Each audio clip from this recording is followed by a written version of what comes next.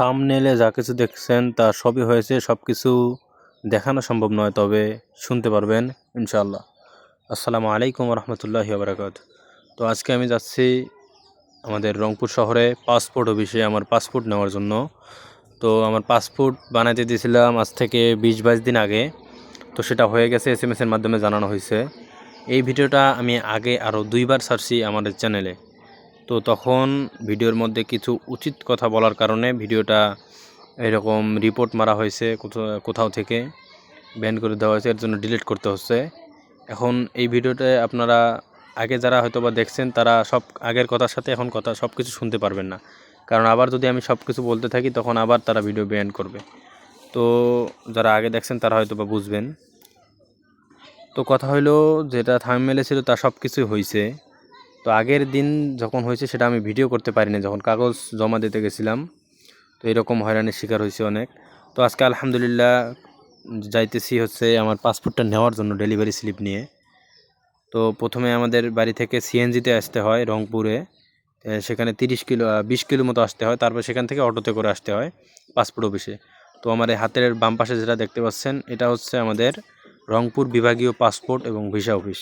এখান থেকেই সকলে পাসপোর্ট আবেদন বলতে নিয়ে যায় আর কি। এখানে কাগজপাতি দেওয়ার পর ছবি উঠায়, ফিঙ্গারপ্রিন্ট, তারপরে এরকম চোখের ছাপ সব কিছু দেওয়ার পর এখান থেকে নিয়ে যায়। তো আলহামদুলিল্লাহ এখানে চলে আসছি। আমার সামনে এখানে যারা দেখতে পাচ্ছেন এনারা হয়তো বা এনাদের কাগজে কোনো এরকম সমস্যা ধরছে, তার জন্য এসে ডিসকাশন করতেছে। তো এটা হচ্ছে আমার ডেলিভারি স্লিপটা, এটাই দিছিল আর কি ছবি তুলে যাওয়ার সময়। এটা নিয়ে এখন পাসপোর্টটা নিতে আসবো। ওই পাশে এনআইডি ভেরিফিকেশন এবং পাসপোর্টের কাগজপাতি দেখা হয়।